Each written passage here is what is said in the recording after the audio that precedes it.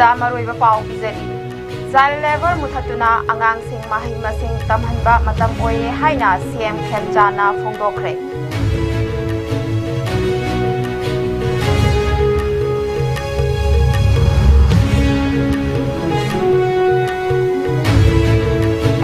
ꯊꯥꯎ ꯁꯨꯡꯗꯣꯛꯄꯒꯤ ꯀꯣꯜ ꯀꯔꯈꯅꯥ ꯂꯤꯡꯈꯠꯄ ꯌꯥꯎꯅ ꯑꯦꯟꯏꯒꯤ ꯁ꯭ꯇꯦꯠꯁꯤꯡꯅ ꯆꯥꯎꯈꯠ ꯊꯧꯔꯥꯡ ꯍꯦꯟꯒꯠꯅꯕ ꯇꯛꯁꯤꯟꯈ꯭ꯔꯦ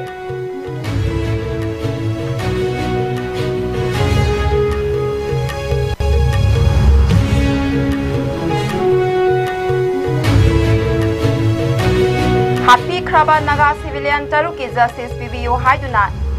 ꯅꯦꯁꯅꯦꯜ ꯍꯥꯏꯋꯦ 102ꯗ ꯆꯠꯊꯈꯤꯕ ꯁꯠꯗꯥꯎꯟ ꯅꯨꯃꯤꯠ 9ꯅꯤ ꯁꯨꯈ꯭ꯔꯦ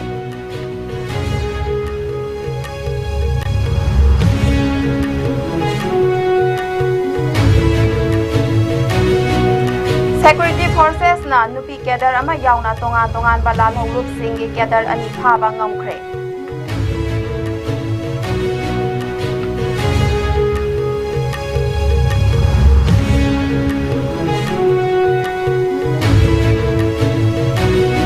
amadi Indo-Nagagi political settlement puraptriba phawba natural resources extract tawba yaroi haina NNPG na phongdokni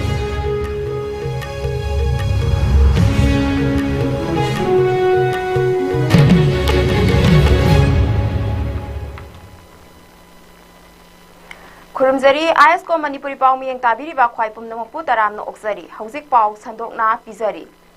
Pikliba angang sing thabak sohanduna paisa talhanbagi mahuta makhoi sing asi school singda mahai masing tamhanduna chaungna ba yokhat piba mathau tai haina Chief Minister Yumnam Khemchan Singna World Day Against Child Labor 2026 ka mari lainana phongdorakli sahi asigi oina World Day Against Child Labor 2026 asi malem sinba thungna red card to child labor fair play for children, decent work for adult haiba thimda pangthoknari. Numit asiga mari lainana CM Khemchan Singna makha na hairaduna numit asina aikhoi pumnamakta ningsinghali madudi angang singda quality education ga loinana atai khudong sabasing sungsoi soidana phanghangadabani haiba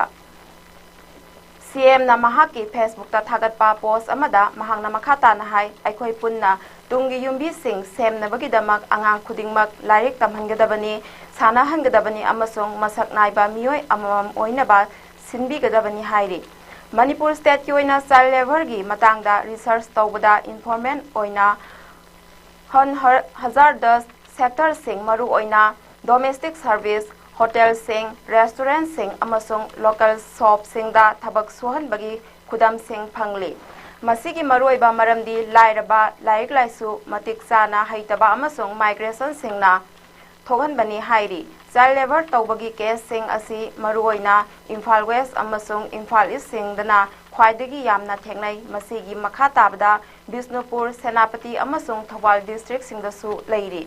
working children sing asi maruoina domestic helper sing oina street vendor singda Gari ki handyman sing oina amasung apipa repair workshop sing da mateng pangna ba thabak sing taholi hairi Manipur state ki oina child labor tawba haibasi samas asida mahaurol dagi hauna chanadana lakhiba maramna hauzik child labor tawriba angang sing asi ayambana lairaba imung manung amasung migrant family singi angang singna ayambani hairi Amaromda Child and Adolescent Labor Prohibition and Regulation Act asi State asida su sanaba maramna ek asigi provision gi matung inna sahi tara mari gi makhada lairiba angang sing thabak suhandana paisa talanba yade aduga sahi tara mari dagi tara nipan phawbagi manungda lairiba angang singbo lingkhatuna thamliba hazardous oiba factory sing natraga kol karkhana singda thabak suhanbada athingba thamli hairiba sahi nauriba angang sing asibu Thabak suhalliba singi mathakta yamdrabada tha ahum jailda thamba amasung fine oina lupa lising tara phawba thian bayai hairi angang singbu thabak suhanba thingnabagi-damak state asigi Social Welfare Department Manipur Commission for Protection of Child Rights singna state asigi tongan ba mafam singda satuna survey satuna exploited tawraba angang sing rescue tawba masak khangdokba amasung monitor tawbagi thabak sing leptana paikhatuna lagli State asigi oina su Government of India gi pencil portal sizinaduna child protection legislation taunabagidama complaint sing mai pangna track sing tawbagi thabak paikhatli hairi exploit tawramadagi rescue tawraba angang sing child welfare committee gi kuthangda Ministry of Women and Child Development gi makhada makoibu care lobiba rehabilitation skill development sing gi khudong saba sing phangali hairi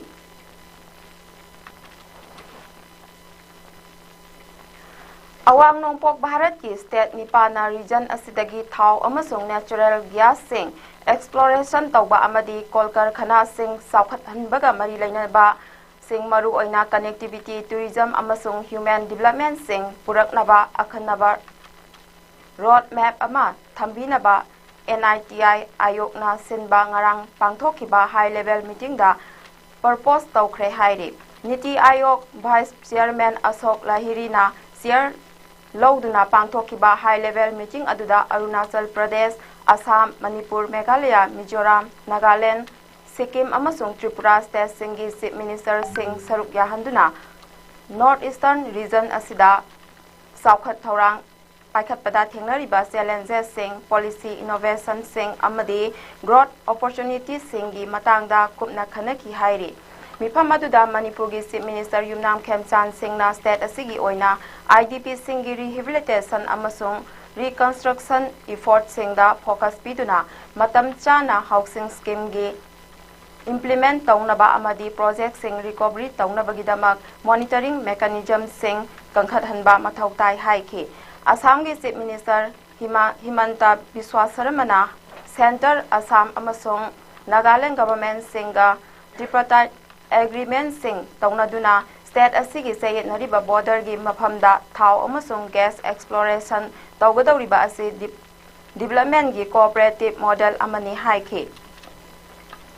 Nagaland gi Chief Minister Nephew Riona Nagaland state asi thau amasung gas singi potential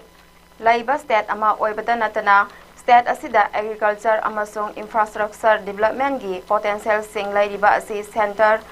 financial support pibiduna puthokliba pothok sing asigi market access ohenba tangai phade haike Meghalaya gi Chief Minister Konrak K Sangmana Meghalaya state asigi transformation journey 2032 gi vision laiba maramna awang nongpok Bharat ki state singi marakta afaba mari sing thamduna trade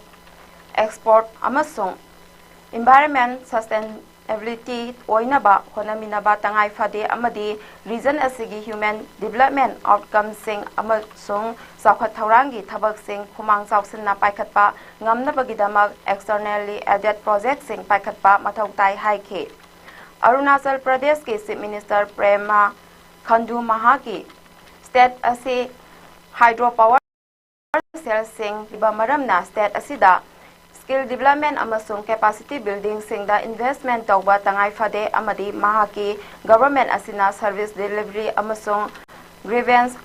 redressal phagat hanba thorang tawri haiki Mizoram gi Chief Minister Lal Duhamana tourism da focus piraduna state asigi ginger mission da mateng pangbinaba amadi state asida paikhatliba centrally sponsored scheme singda flexibility ohenba taksanke Sikkim Chief Minister gi Prem Singh Tamangna Sikkim da tourism digital infrastructure sing amasung viable air connectivity sing lehenba mathau tai hairaduna state asida investment amasung employment hengatnaba Northeast Industrial Development Scheme NEIDS ase makha tana paikhat pinaba dabi tauke Tripura gi Chief Minister Manik Sahana Tripura state ase geographically oina border state oiba marapna state asida lalon itik tawbada ahenba mityang thamba amadi connectivity infrastructure sing ningthina thamba mathau tai state asigi oinaba wa rubber textile amasung tourism sing asina tungi saukhat lambi oigani haiki mifam aduda region asigi agriculture healthcare education rural development skill development tourism amasung infrastructure sing saukhatnabagi matangdasu khananaina ki haire mifam aduda NITI ayoki maikaidagi northeastern state singi saukhat thorang sing ningthina paikhatnaba pirakhiba suggestion sing central ministry sing amadi department singa loinana soidana honagani haina thajaba pikhi haire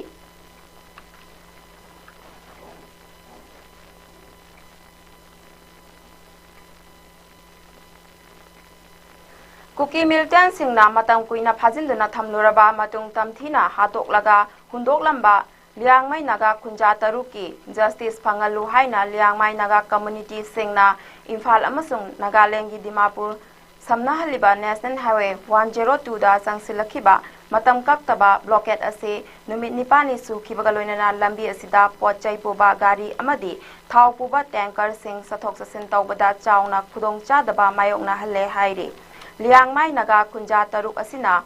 sina phangkhibadagi matangda Niyamna hengalakliba khoishaunarabasing asi government gi mari lainaba authorities singna laksan binaba Liangmai Naga organization singna pungning singsilakli amaromda government gi statement gi matung inna Imphal amasung Silchar samnahaliba National Highway 37 da security gi akanba section thoranga loinana lambi asida pochai puba gari janiga subna ama chathok sasin tawhankhre hairi Lambi asida potchai puba gari sing asoi angam yaudna sathok sasin tawhannabagidamag sensitive oiba mafam singda security forces singi na ngak senbagi thabak sing kangkhat hankhre hairi National Highway 102 da chathariba blockade asi Kogru Range Liangmai Women's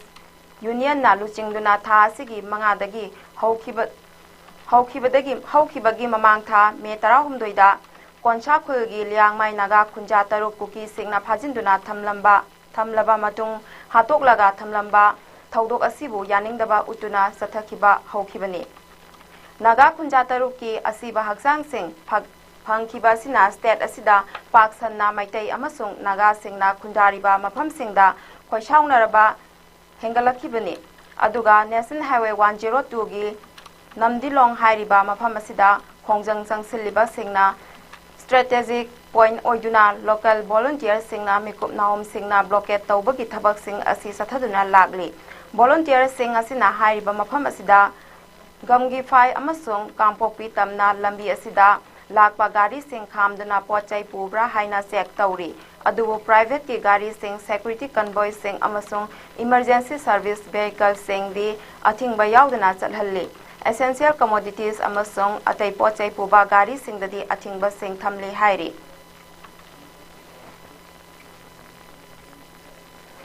Manipur Police amasung Central Security Forces singna state asigi tongan ba mafam singda sathakiba operation singda lalholu ki cadre ani amasung drug lalonbada mari lainaba phaba ngamkhre hairi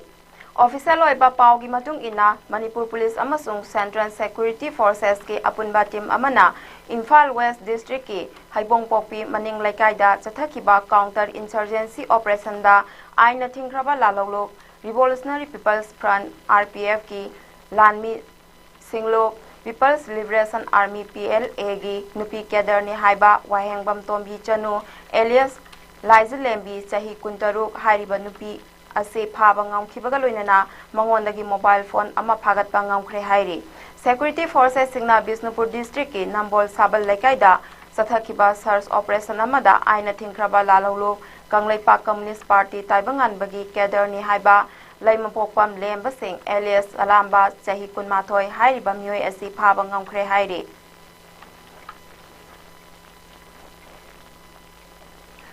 Naga Political Organization Tare ki apunba body Naga National Political Group NNPG na Center Assam amasung Nagaland Government singa tripartite agreement sign taunaduna Assam amasung Nagaland State anigi saye nabalairiba border paringda tha amasung natural gas sing lokthok na bagidamak Paikhalakhiba khongthang adubu akanba mawongda yaningdaba phongdokladuna mafam asida thau amasung natural gas sing lokthokpagi thabak sing asi Naga sing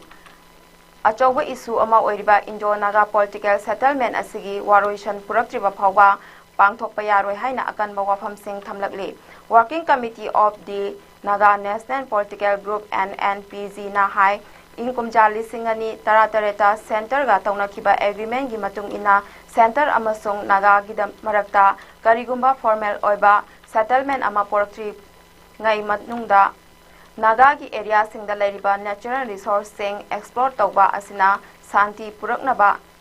yanakhiba sing violate torakpa yai hairi NNPZ ki objection asi haukiba yumchakaisan numita Union Home Minister Amit Shah yauna Center Assam amasung Nagaland gi Chief Minister singna Memorandum of Understanding MOU ama sign tongna Assam amasung Nagaland state ani gi taina badalairiba thau amasung natural gas sing exploration amasung extraction taunaba khongthang paikhatpada yanaki NNPZ na makhatarduna Nagagi lamda political settlement asi officially oina puraktriba makai national natraga international company singna crude petroleum sing lokthokpa yaroi hairaduna karigumba matam sangna namsinduna thamliba naga political issue asi nathairamlaga oil extraction gi khongthang paikhatliba asi naga singi right amasung interest sing mirai bibani haina lawi hairi Center Assam amasung Nagaland state singa sign tongna kiba agreement aduda Nagaland amasung Assam ani asigi revenue sharing arrangement ni haina paliba asi thau amasung natural gas sing lokthokadoriba mafam sing asi historically amasung legally oina Naga homeland gi manungda leiba lam sing ni hairi Panbayai Working Committee of the NNPZ asida Naga political group taret yauri aduga group asi inkumja lising ani taratare ki November taratareta center ga Naga political settlement ga mari lainana agreed position agreement sign tongna khiba laikre group asina National Socialist Council of Nagaland Isak Muiba NSM IM ga parallel oina central government ta peace talk ta saruk yariba group amani Koki Milton singna mamang tha me tarawm doida konsa khulgi liang mai naga kunja taruk phakraba matung tamthina ot nairaba matungda matup kaktuna hatok laga langthoktuna thamlamba thogdok adubu akan mamongda condemn tawbaga loinana the all Manipur Christian Organization amkona thogdok adu yamna chawkhattaba minungsi yaudaba thawongni hairaduna thogdok adugi justice khudakta pigadabani hairi thogdok asiga mari lainana lamdam asida paksanna nungaitaba phongdongnarakliba asida amko saruk yari hairaduna laikhidraba sing ase Kampopi district ki Lailong Wi-Fi kuldagi me 13 da phakibani aikhoi makhoi singi marakta pastor ani amasung jikon ama yawi makhoi sing ase santi puraknaba amadi makhoi ki community singi seba tawduna lakhiba mioi singni hairi laikhidraba singi imung manung singda condolence message piraduna thogdok asina Christian community sing amasung justice humanity amasung peace pamba mioi singi thamoida ahakpa mami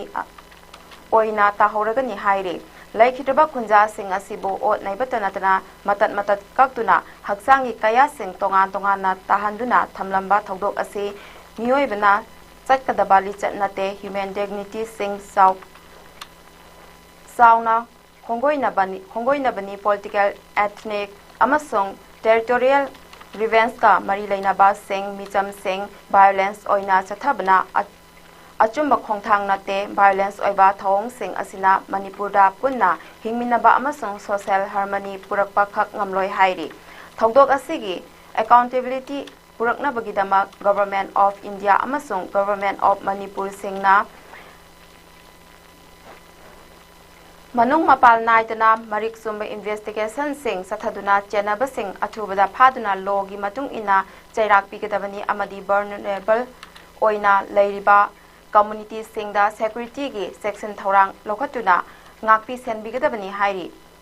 organization asina Naga community gi member singna thogdok asina maram oiraga tension wangna leiriba sida pungning phathaduna leiriba ase humanity amasung responsibility lei haibadu uthokpani hairi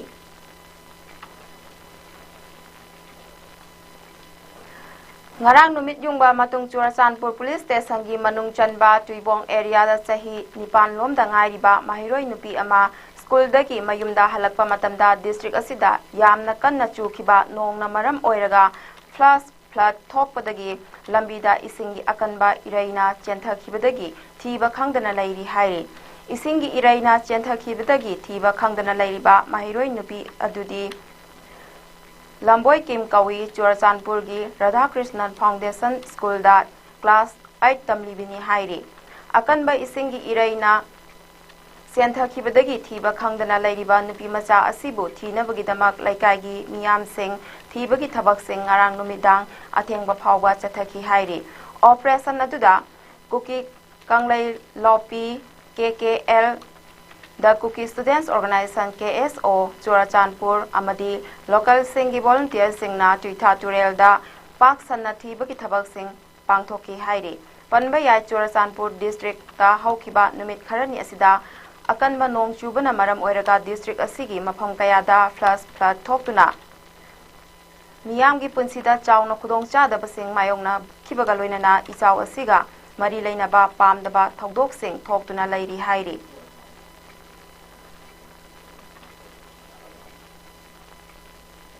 loisalakpada maroiba paw amu hana thamjari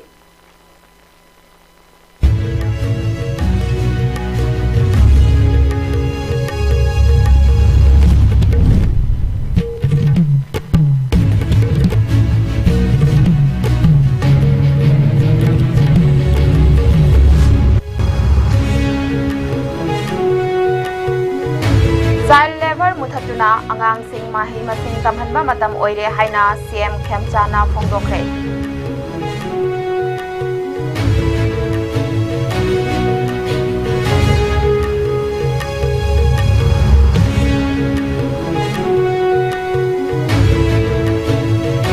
thau sungdokna bagi kolkar khana likhatpa yauna NED state singna chawkhat thorang hengatna batak singkre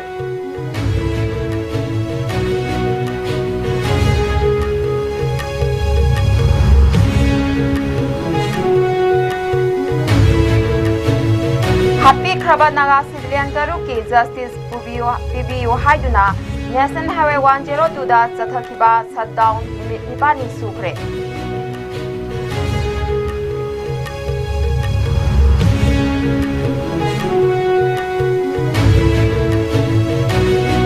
Security Forces Nanupi Kedarama Yauna Tongan Bala Luruk Singi Kedar Ani Phaba Ngamkre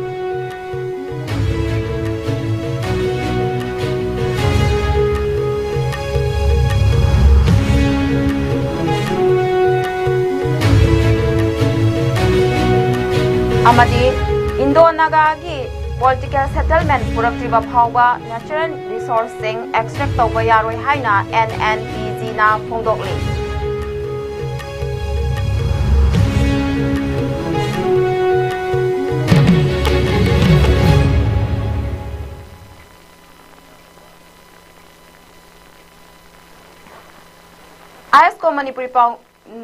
ISCOM na pizaba pungja sipa pahawbagi paw matang swaida loisanjare makha taba paw gidamak ISCOM bumiyang taduna dumak laibiyo